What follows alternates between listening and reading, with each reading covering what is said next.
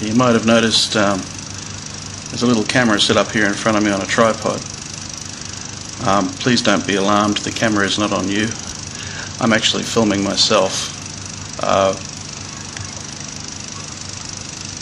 thought I'd film myself and release it on DVD. And I'll call it Hasaan Live at Stories in the Park. And I might release it later in the year. So you're going to be the audience for my DVD. So if you want to laugh or clap or do anything like that, make sure you do it nice and loud so the microphone can pick it up, all right?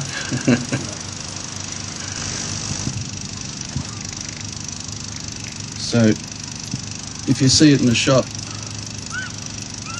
later in the year, don't buy it. Because there's no point, because like you've already seen it.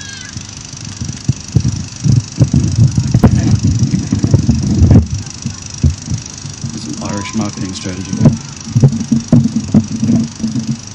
I'll turn it off for this bit.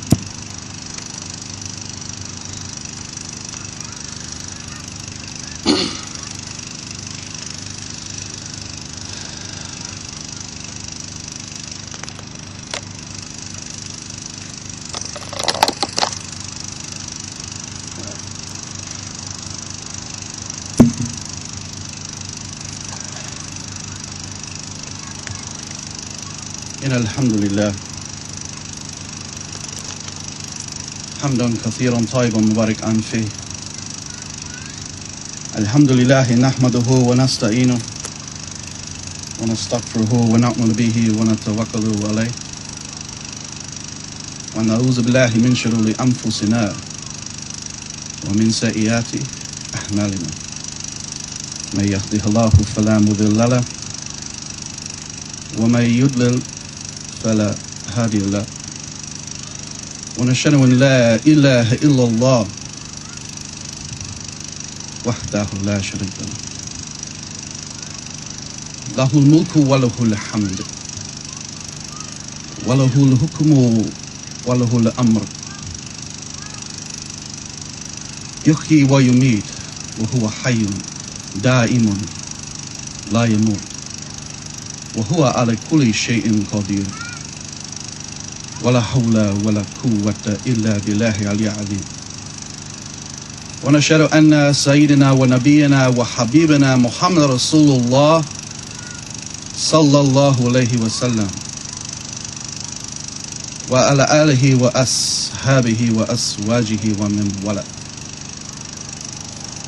قال عز وجل في كتابه العزيز إن الله وملائكته يصلون على النبي صلى الله عليه وسلم يا أيها الذين آمنوا صلوا عليه وسلموا تسليما اللهم صل على محمد وعلى آل محمد كما صليت على إبراهيم وعلى آل إبراهيم في العالمين إنك حميد مجيد اللهم بارك على محمد وعلى آل محمد كما باركت على إبراهيم وعلى آل إبراهيم في العالمين إنك حميد مجيد.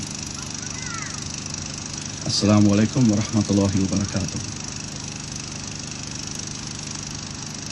Just over 2,000 years ago, or maybe it was about 5,000 years ago, there was a race of people living in the Middle East. Sometimes they are called in the Bible the Chaldeans, sometimes they are called the Babylonians. I think the Quran refers to them as the Al-Qara-al-Din. And these people had three basic belief systems, or we could say religions. And the first of which was they used to worship their king, not just as a king that we have in the world today or in other times in history, but at this period in history, he was very much a godhead. And people would come to him as though he were God, as though he had some powers that were beyond that of mere mortals. although clearly he was no different to the people of his tribe. And they would ask him for help a lot more than just normal jurisprudence or legislation or arbitration, asking to resolve disputes. They would actually ask him for help with things like, our crops aren't doing too well, can you bless them? Or maybe even a husband would come and say, my wife and I have been unable to have a child, can you do anything? He might say, yeah, give her a bath and bring her around 8 o'clock, I'll see what I can do. And he would be thanked. And so some of the people had this belief. And then there was a second belief system among these people, where the people would worship the stars and the planets, and they would look up at the stars and the planets, and they would look at their position each night in relation to each other and try and interpret that to have meaning for them, to have some kind of significance as to what was going to happen in their lives, what actions they should take. And I mean, some people are still doing that today in one form or another. Some of them for $1.72 per minute, plus standing call charges. There was a third belief system among these people, which was perhaps the most confusing, is that they would make statues out of stone and out of wood,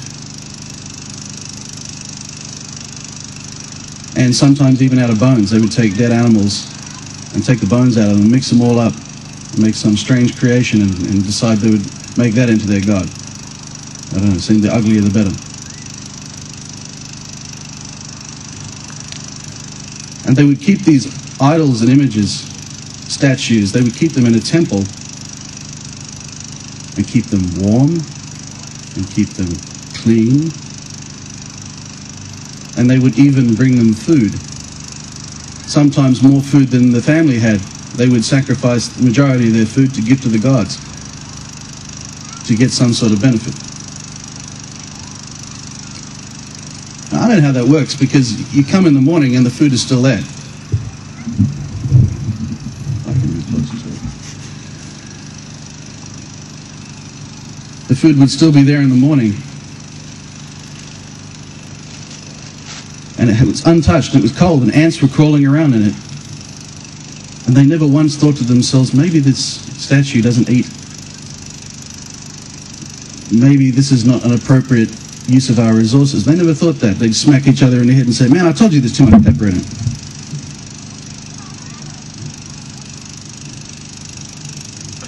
And they would keep bringing more and more food and try and make it better every time and sacrifice more and more of what they had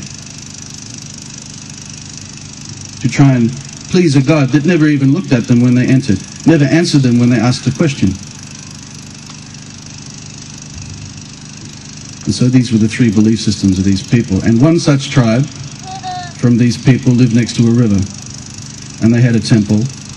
And they had all the things that these primitive villagers had. And into this tribe was born a boy whose name was Ibrahim.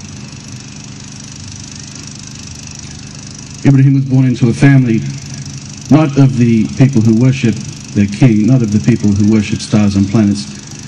He was born into a family that worshipped statues, idols, and images. And his father was not just one of those people who would go and fall flat on his face in front of the statues and ask them for guidance in his life. He was not just one of the people who would take food